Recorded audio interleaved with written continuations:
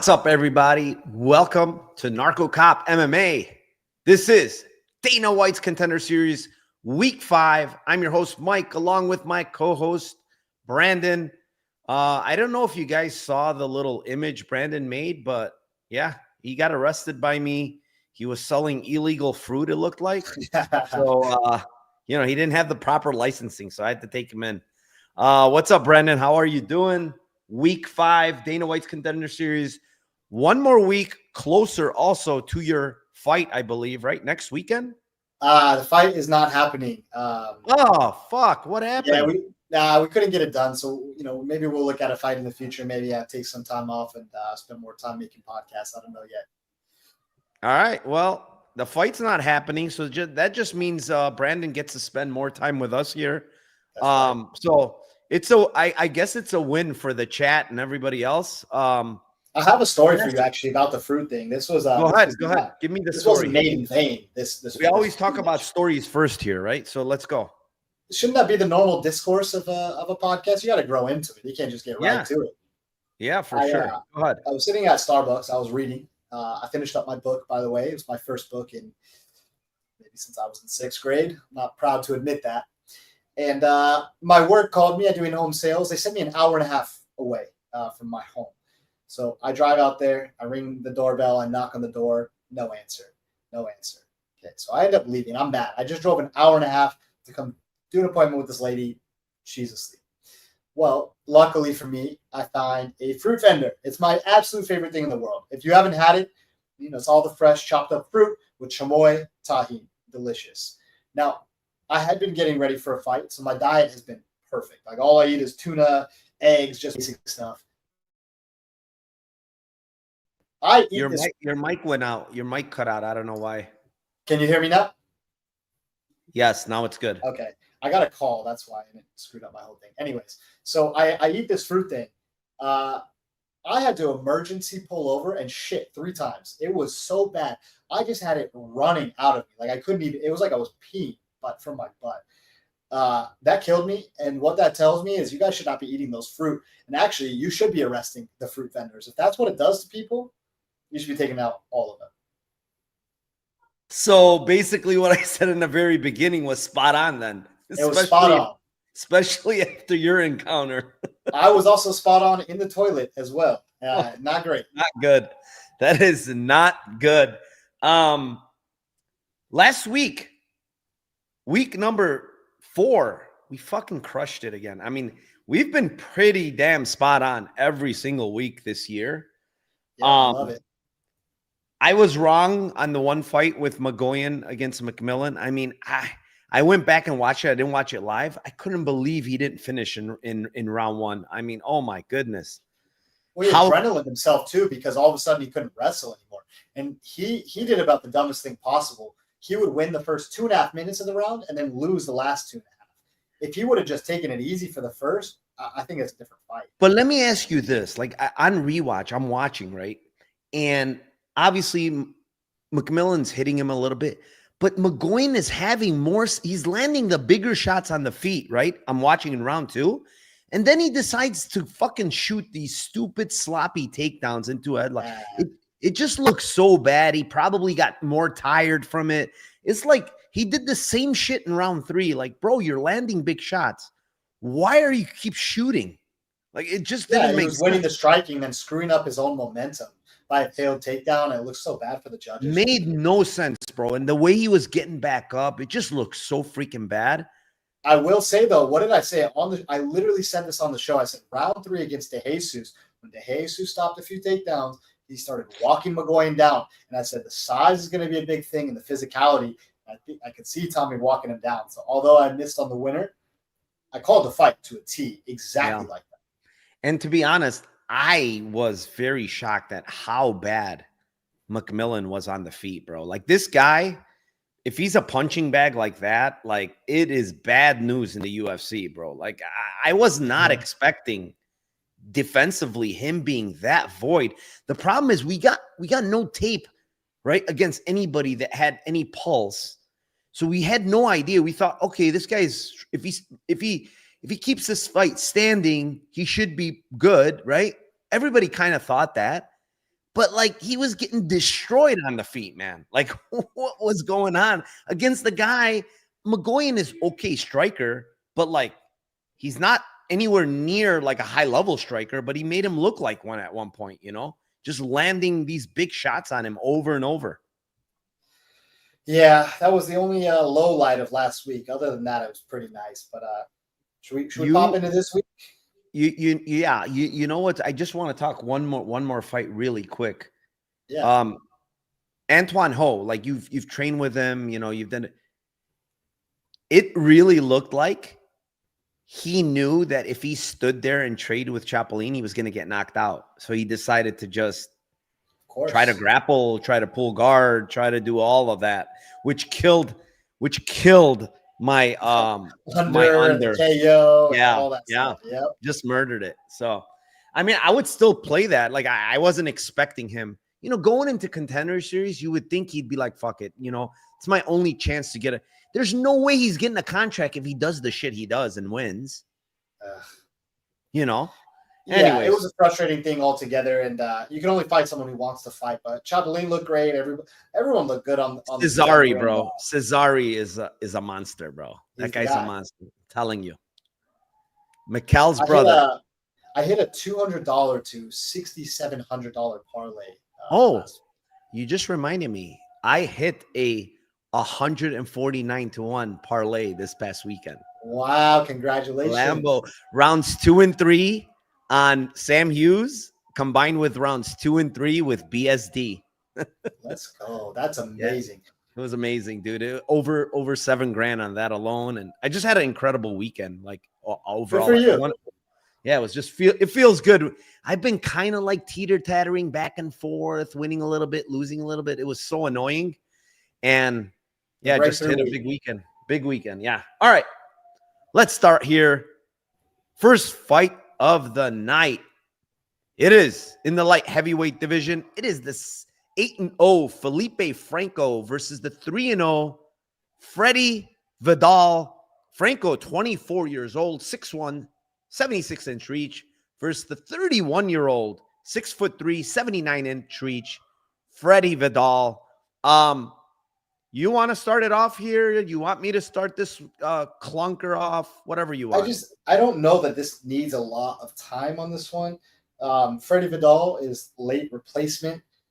He tries to grapple early. He's going against a jiu-jitsu black belt, kind of a freak athlete. You can see how well that Felipe Franco moves. Like he sprawls well, he swings to the back well. He's very dynamic. He's very fast. This is another squash match. I think Franco is going to finish him fairly easily here. I don't think Vidal has a lot in the way of something coming back at him. He did beat legendary bare knuckle fighter Mike Lee, which is awesome. Other than that, he beat a guy who's 2-4 and 1-1. I think Franco is this is Franco's fight to stunt on him. I think he's going to finish him pretty easily here. Yeah, I mean Mike Lee, the famous Mike Lee that you're talking about, lost to none other than Cedric Dumas in his amateur career.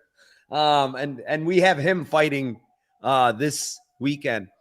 I will say, man, I taped this one, and I think both guys pretty much are not UFC level fighters, man. Like Felipe Franco out of that demo fight league where, the manager that manages Felipe Franco owns that gym and owns that promotion. And, over and over, they put him in these squash. I mean, watching some of these guys he fought, bro, these guys, some of them, they're not fighters. I don't even think they're fighters, Brandon.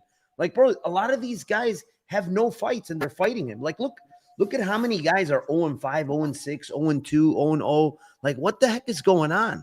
They're fighting in the middle of a mall. There's a jewelry store and a Subway behind them. It's fucking hilarious, dude. This fight promotion demo fight is absolutely classic, And what are we going to take from tape from Felipe Franco? That he can wrestle a little bit. That he has people who just are not even real. Yeah, I can wrestle against those people. And then he has a black belt in jiu-jitsu. I'm assuming it's okay because he trains with Almeida. He's from that gym.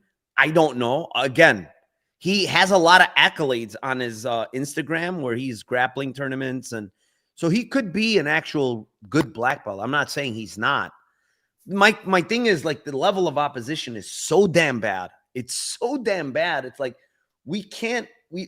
There's nothing to make out from this guy. I don't know how good or how bad. Maybe he takes. And by the way, I just remembered the one fight against Luis Henrique 2 fights ago, bro. The 0-3 dude. He dropped him on his ass with the right hand. It's disgusting. Like that dude dropped him. So, no. Sorry. I take it back. It's not him. It's Ivanson Diaz, the 1-2 guy. He dropped him bad with a left hook right on his ass. And then as soon as he got up, he went straight to the takedown. He's like, fuck this. No more striking. And he's a bad striker, Felipe Franco. Like, he's not a good striker. He looks but the problem is, I'm like, please let Freddy Vidal be like somewhat competent at something. And honestly, like this guy has a wrestling background. He wrestled in college, apparently, at some small college or whatever. He's a wrestling coach, because I got a guy in my Discord that actually knows him personally. He's a wrestling coach and he's a football coach, right? And I watched some of his entries on these wrestling. It's like, bro, the guy's on his knees, crawling. Like, it's really, really bad. It's bad. Against guys that are also not very physical or very fast or very dynamic. That's the other big issue. Yeah, and it's like he's very green, bro. Like, this guy started MMA very, very late, and he's super green. His striking is god-awful. He cannot strike for anything. But, like, minus 450 on this Franco, it's got to be, like, sub 1, right? Like, if this fight extends, we have no idea what this Franco guy is going to look like. Either one of them. Yeah, honestly, it could be a great live. Well, at least Vidal's been the decision, right? Yeah.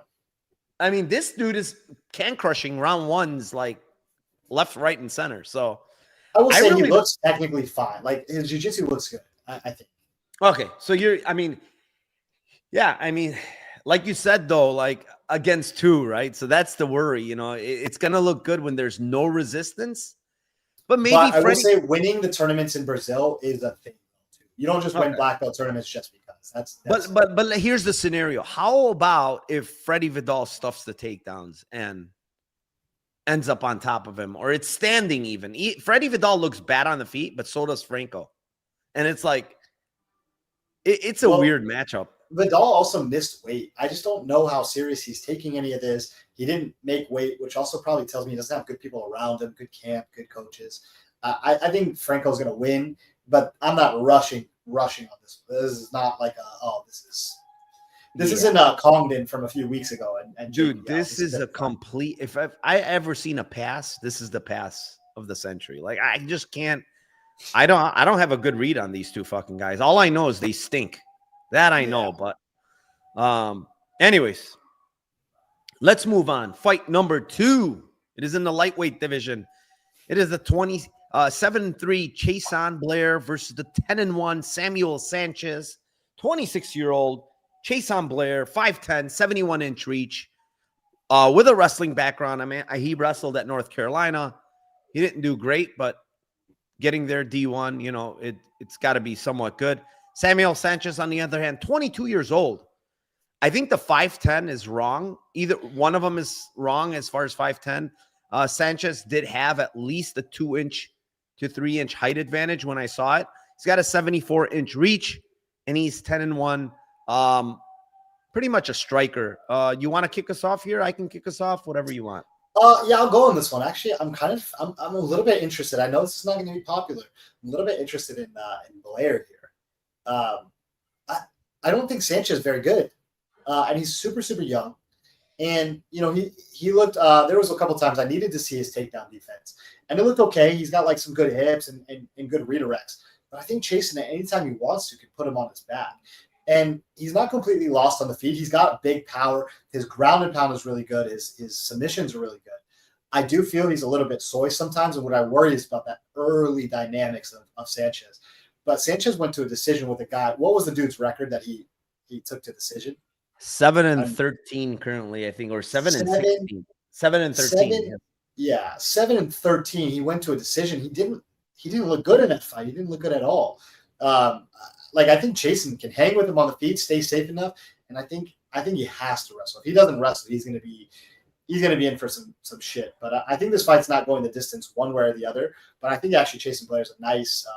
You're going to have a massive grappling edge. Can he get it there? I think there will be a little bit of a size difference, but also that means that Samuel Sanchez hips are going to be very small. So I think if Chasen wants to cage wrestle, he'll be able to lock his hands underneath his butt, take him down fairly easily. And we don't really know what Sanchez looks like for extended periods off his back. Give me Chasen. Dude's more proven. He's been there. High-level pedigree in wrestling. Not a complete fish on the feet. I like Chasen here. More skills. I have a unit and a half on Chasen. Yes, sir. Let's go. I didn't think we were going to agree on this.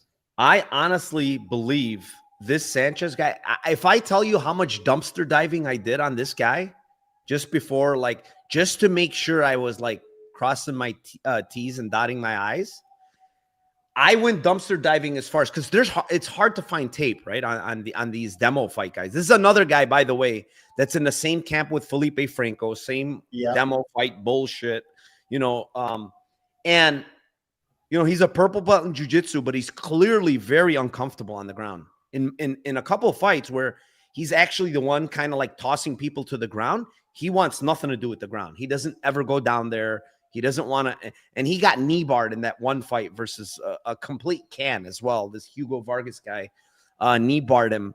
But here's the thing: the one fight you mentioned, right?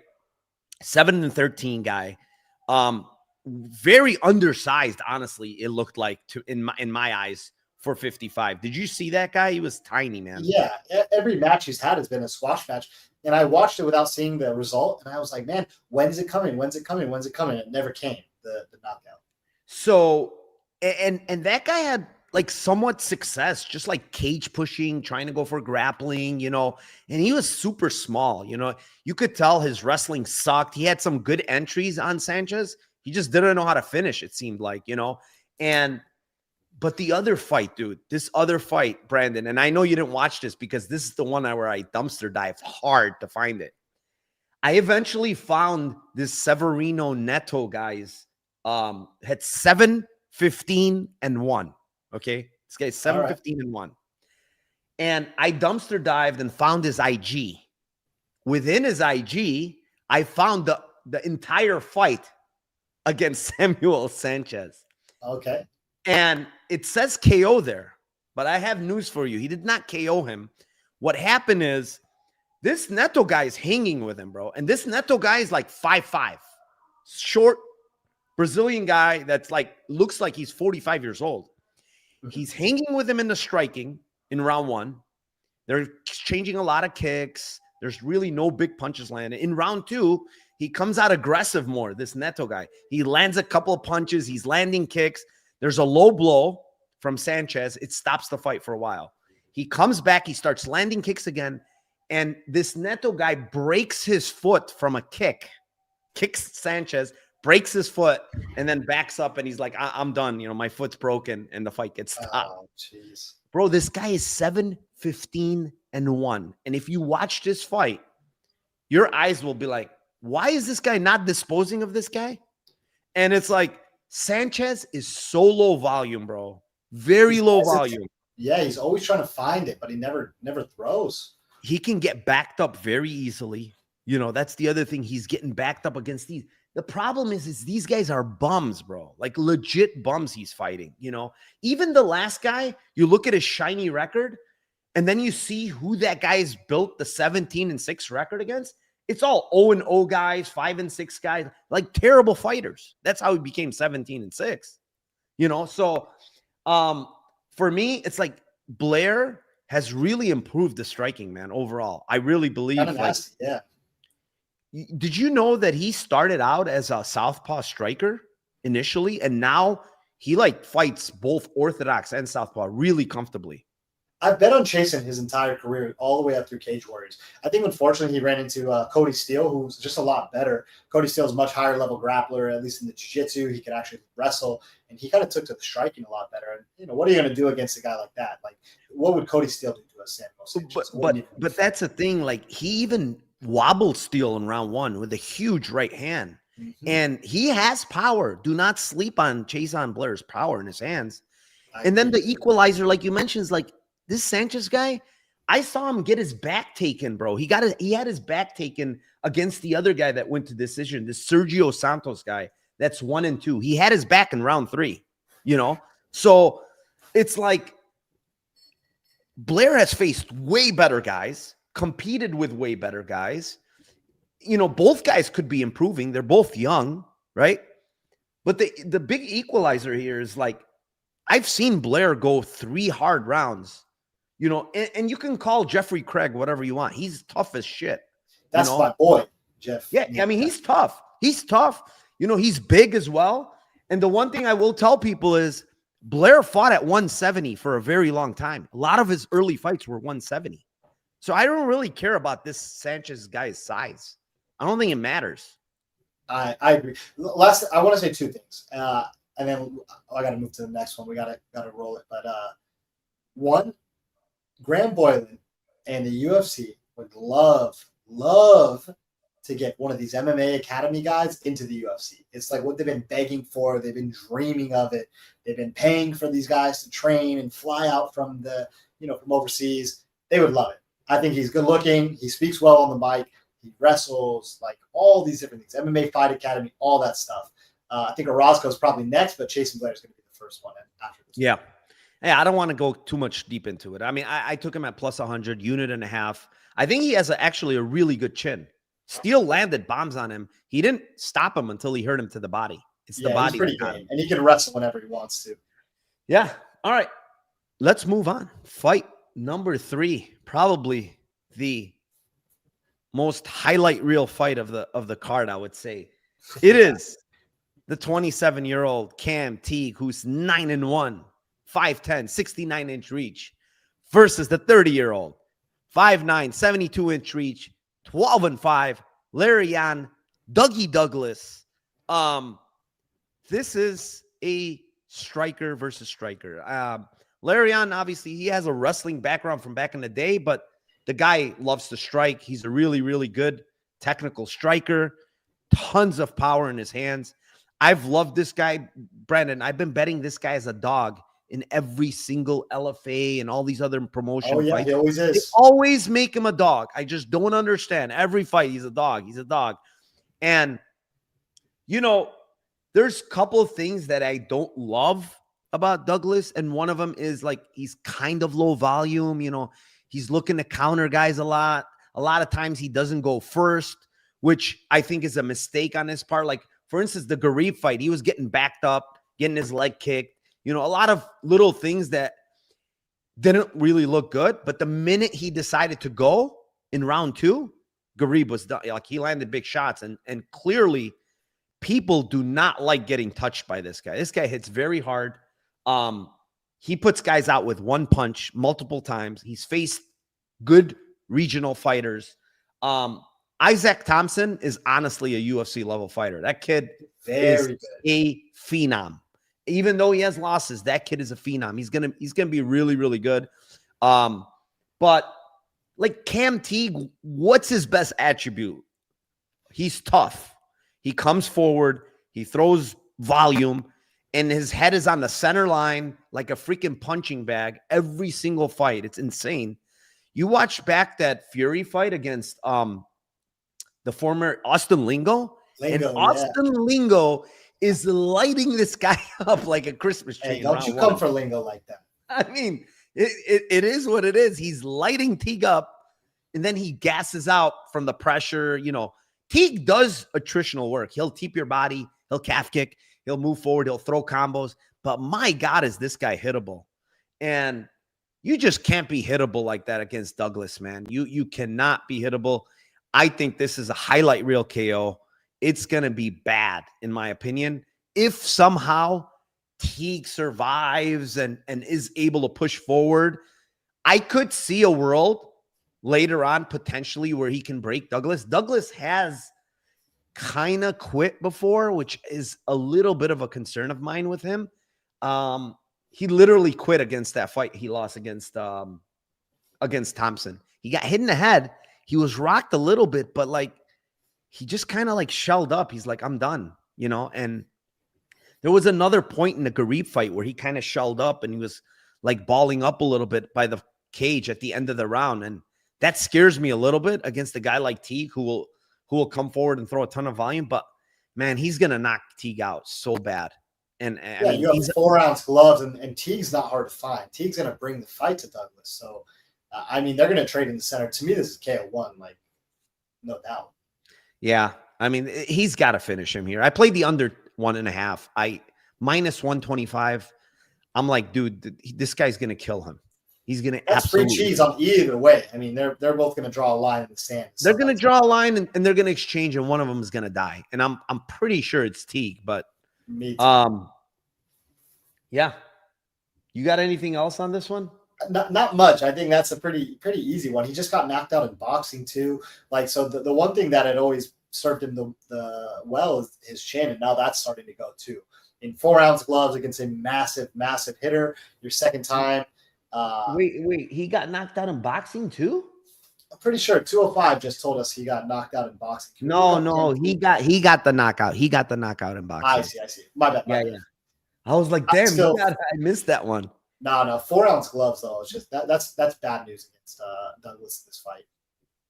Yeah. I think under 1.5 is really good here. Yep. That we kind of said the over 1.5 last week for McGoyan was free cheese. Dude, by the way, I gotta say this.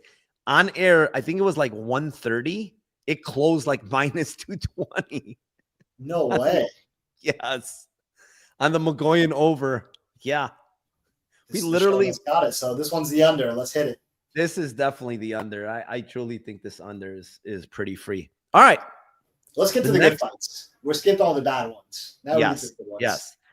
Now we get to the good fight here. It is in the strawweight division. It is the 6-0 Shanelle Dyer versus the 8-1 Carol Foro, 24-year-old, 5'6", 64-inch reach Shanelle Dyer versus the 28-year-old, 5'2", 62-inch reach in Carol Foro. There is a bit of a size disadvantage for Foro here at faceoffs. Shanelle Dyer did fight at 25 for a while. Foro had a couple of fights at 25 early on in her career.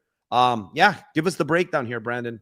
The best fight on the card. It's funny. It's WMMA, but it's definitely the best fight on the card. By far the best fight. For me, this is Foro all day. And I think she's going to have to go through hell while she figures out Dyer. Dyer is very fast, very dynamic. The size is going to be a big issue. But the same thing that she ran into in her last fight, right? She just went split with that girl, who I would say is a lot bigger and a lot more physical than Foro is. But Foro is nonstop forward pressure. The thing, actually, my favorite strike of hers, her left hook is so nasty. So nasty. And if you watch Dyer, she gets hit with a lot of stuff up the middle, but she gets hit even more with that left hook. Always getting hit with the left hook. The thing that I really like about Foro, and I'm going to make a weird analogy here, but in my mind, this makes a lot of sense. Peyton Talbot.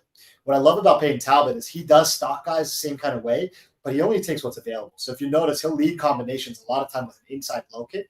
Same thing that Foro does. She's not greedy. She just takes what's available. So she'll touch the leg, and then she'll follow up with the right hand, and she'll follow with the left hook. Dyer doesn't deal well with pressure. And Dyer hasn't fought a huge level of competition, very good people. Foro's been fighting in UAE for a long time, in Brazil and all this stuff. I think she's got good training partners. To me, she's like a little mini Palastri. I think round one's going to be tough for her. I think Dyer's very sharp, very clean, very dynamic. But I think, again, she's going to run out of ideas once Foro started to trap her, once Foro's countering off of her counters, which Dyer does get hit a lot, right?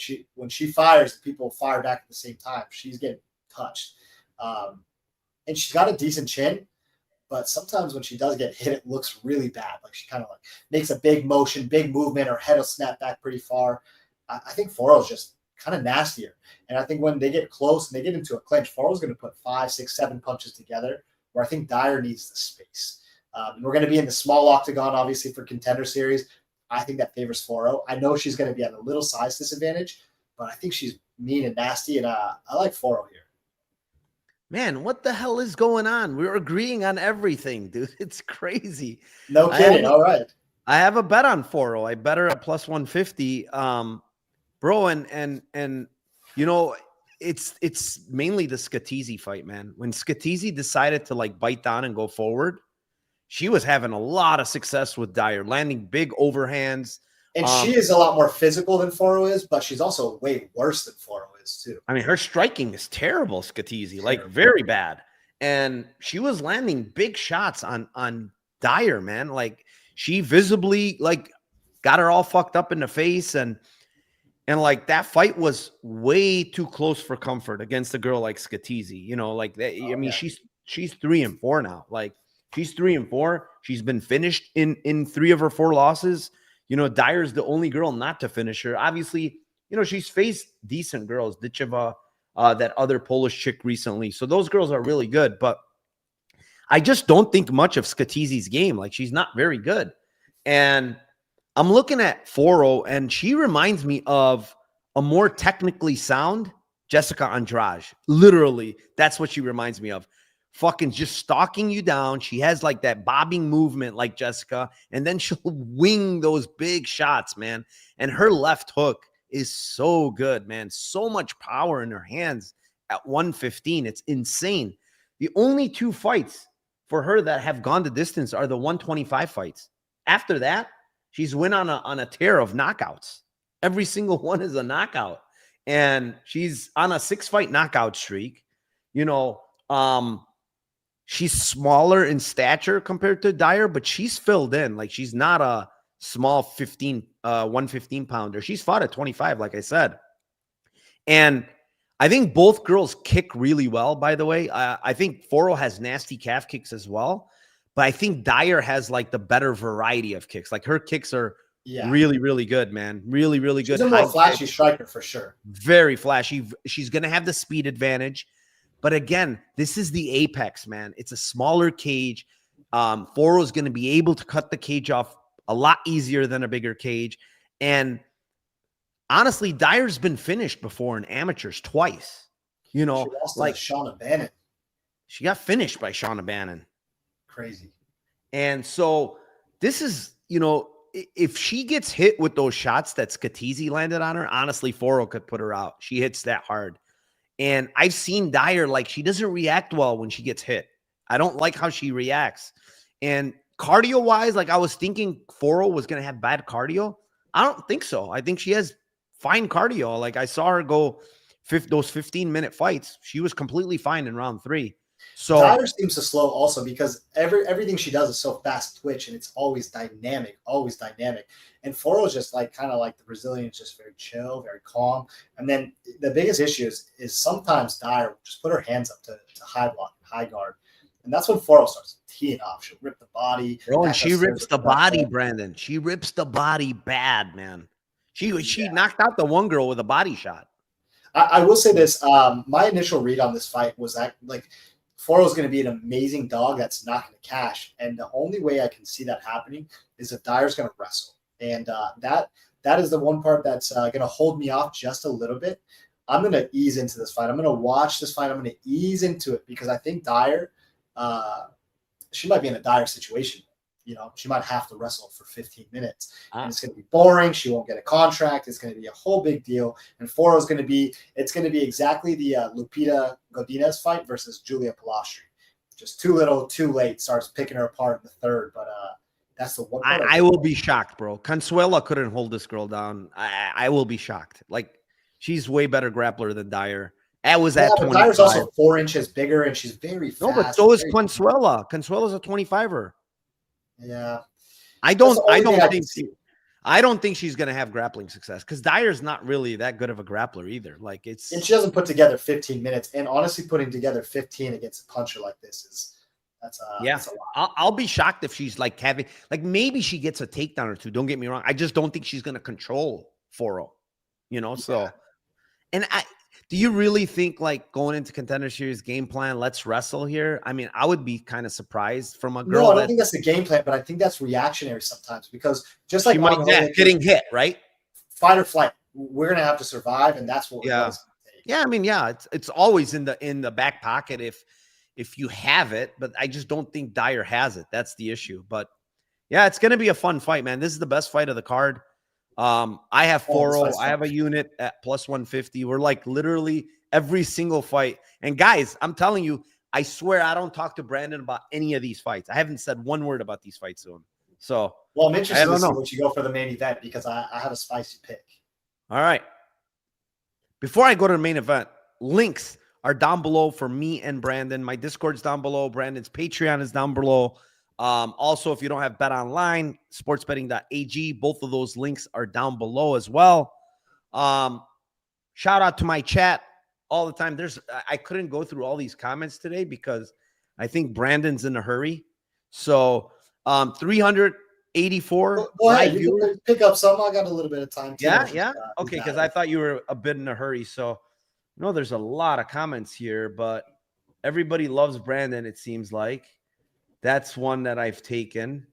What else is going on here? Brandon audio seems off. No, it's fine on my end. I don't think it's maybe there's a lot of people saying it's not working. Yeah, it was after the phone call that really screwed up my whole thing.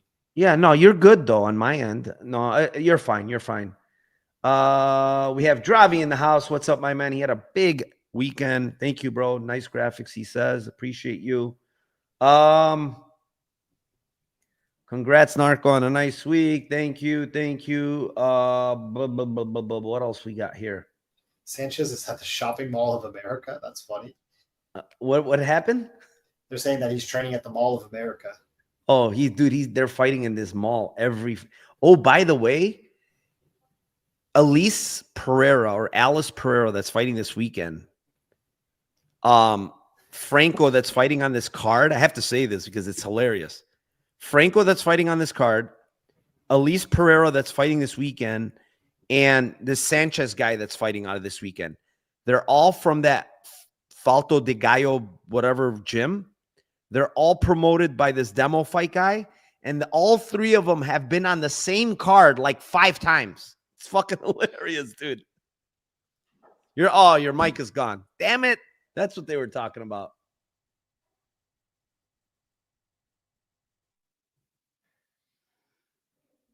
You there? Yeah. Yeah. Not good, but I can hear you a little bit. Okay. One last switch. Yeah, it's like muffled almost.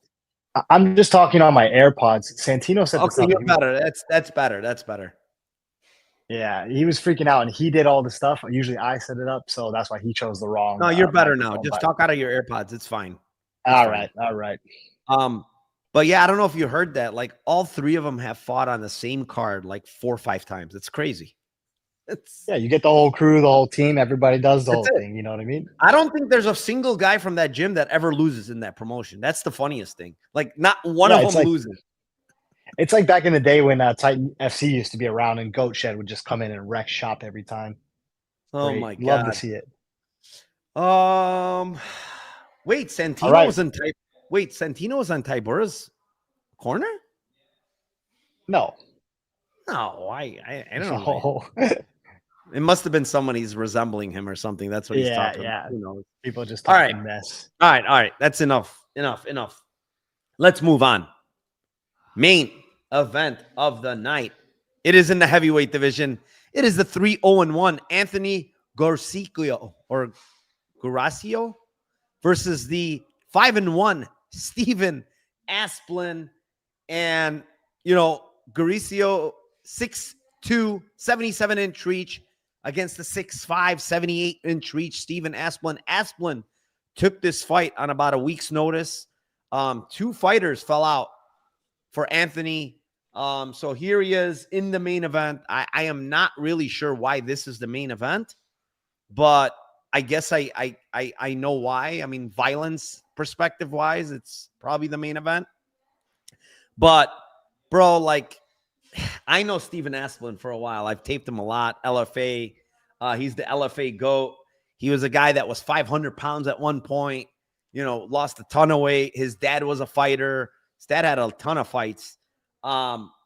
He's a guy that kind of walks forward. He'll throw teeps. He'll throw punches, switch stances. I've heard people say like, oh, this guy is the least athletic guy I've ever seen.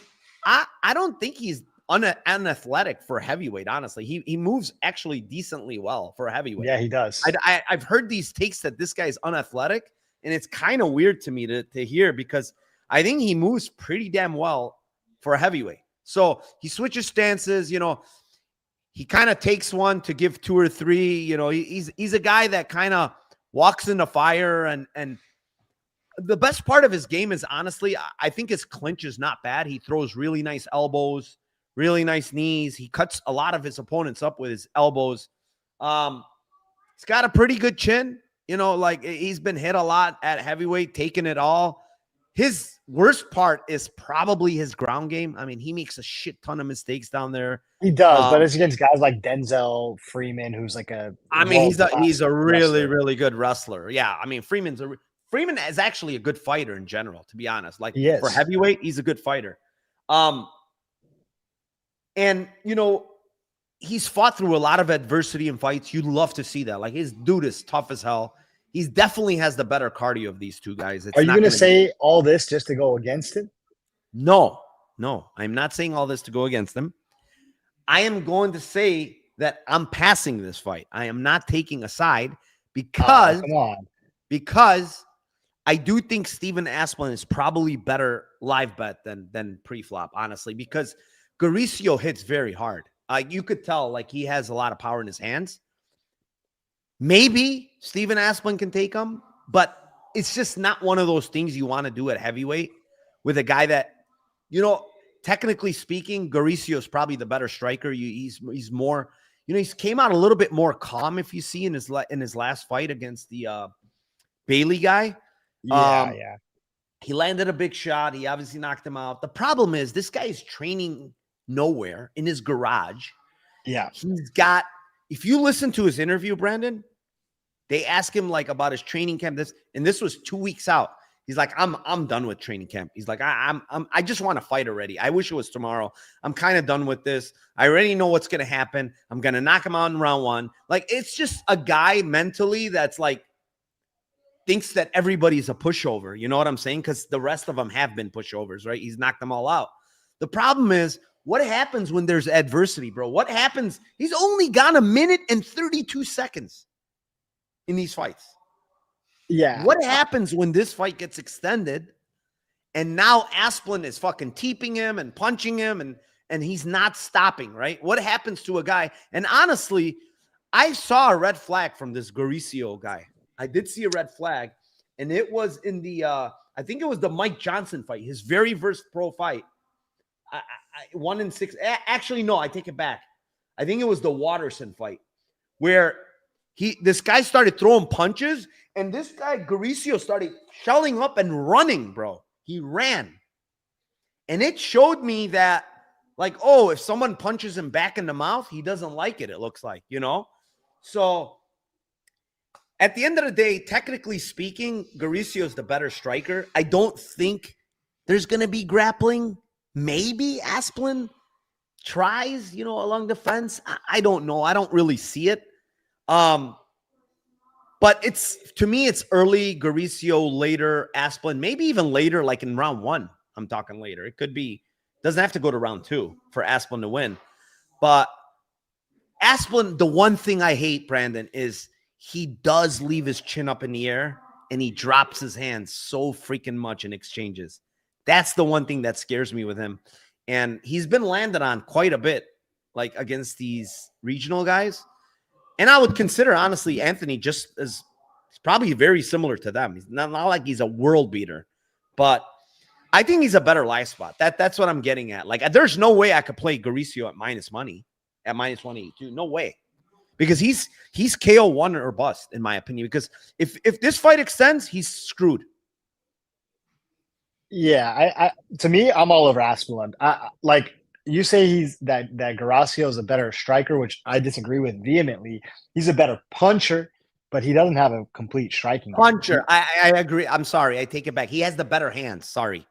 Yeah, better hands. And his boxing is good. He follows through on his punches. You can tell when he gets a hold of somebody, when he touches them, that's not a punch you want to get hit with. And I totally agree with you. I think anybody who would tape this fight is going to say the exact same thing.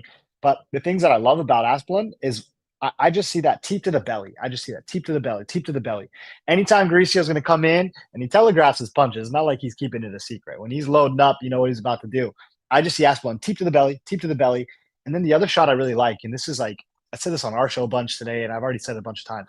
He has this little left hook, but the way that he throws it, he kind of like, we call it kind of like a 45. Like you just sneak it up and in as opposed to shovel uppercut. Yeah, like a little shovel uppercut. He hits that really nicely, and he catches guys who are swinging big on him a lot. Yeah, I think he's going to have to survive the first few exchanges and few flurries.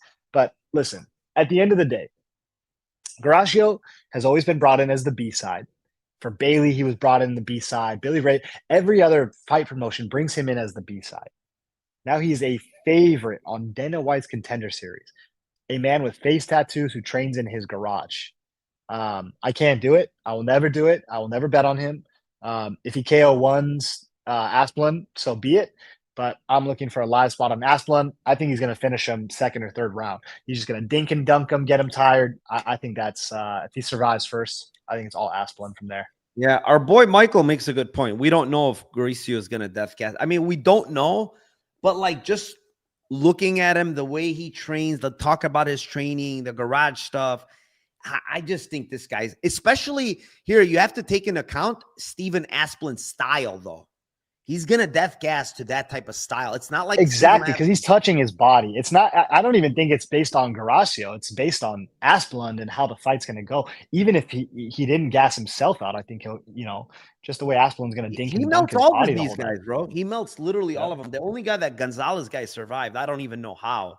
He was hurt multiple times and dropped, but he survived. But he, even in the amateurs, he's done the same shit. Like he just drowns people with volume, forward pressure. Like you said, he teeps, he kicks. If you're in a clinch with him, he's going to elbow you. He's going to knee you. He's always doing something, which is good, right? Imagine Asplund just comes out and just hangs on him. Honestly, why wouldn't he cage push Guarascio? He should. Get him a little tired, push him, hang, and then start working. I don't like, if you listen to Asplund's interview, I don't like what he's saying, kind of like insecurity. It sounded like it's you have to listen to it, but basically saying, oh yeah, this guy's a fire hydrant. You don't want to get hit by his punches. He hits very hard. Like it's just some of those things. Like, damn, man, I don't want to hear that. That's the mentality of a former fat guy. You understand? But he did say like, I'm gonna eat them. I'm gonna eat his shots. And I'm going to just keep coming forward and let's see if it can eat my shots or something like that, So same thing everyone else always says. Yeah. Yeah. I mean, we'll see what happens. I do think that the line's a bit wide, but I just feel like live is way better. Like maybe even Asplund could get hurt and survive. And maybe this guy adrenaline dumps, right? We can get like plus 300 when he gets hurt. And I rather play that because I don't really think Asplund's like going to knock him out early himself. The thing with Asplund's, I don't think he has a lot of power in his hands. He's mostly death by 1,000 cuts type of guy. That's why his cardio is so good too. Yeah. I agree with you. I think you got to let this one mature and develop. I can't wait for the women's fight, but I don't think the line is, I don't think it's wide because you're kind of basically just that equity is just on that first round knockout. After that, you're going to see where you need to go. But yeah, I like Asplund here. I think this is pretty much almost all dogs on this card for us. Yeah, I mean, outside of Vidal and Teague, we're not touching Teague and Vidal. Correct. Yeah, the other three though, we went all dogs on this one. They're all dogs. Yeah, Foro dog.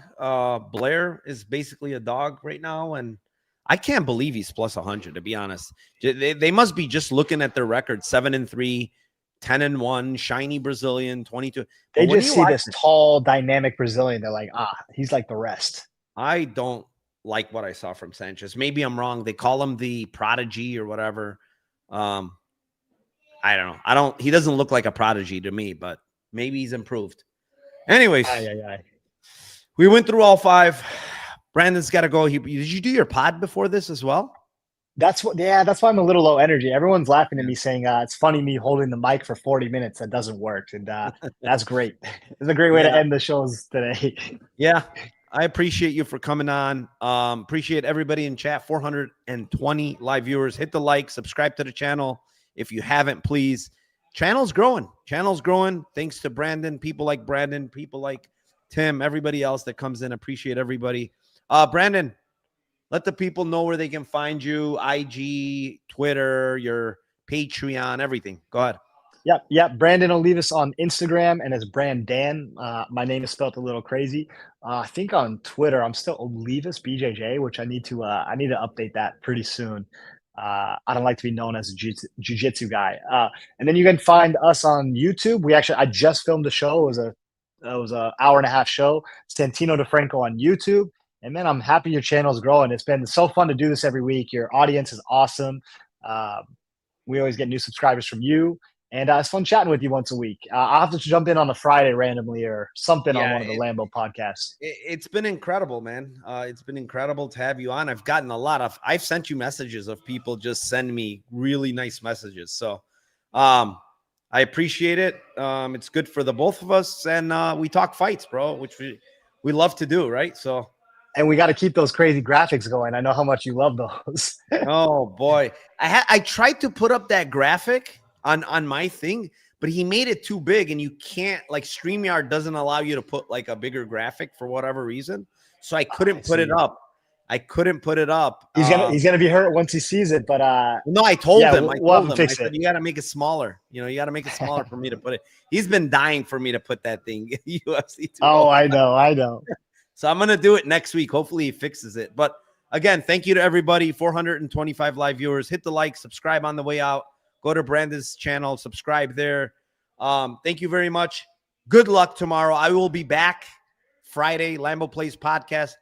I hit a 149-1 this last week. I'm gonna try to do it again this week. This week 150-1. Easily. Are you gonna show up for this week's show since you don't have a fight now? If I have time, yeah. I just put him on the spot, guys. Look at him. He's on the spot live. If I have time, I'll jump in with you guys. I just got to know the time and what I'm doing. All right. Who is this idiot acting like it's Hugh? Ban user. What a moron. They're just using the N-word and doing all this stupid shit, acting like it's Hugh.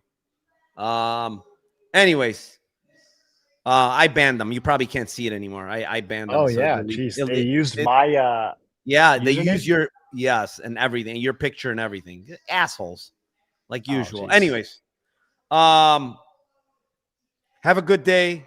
Good luck tomorrow. Good luck to my man Brandan. We will see you back on Friday. Let's cash those tickets.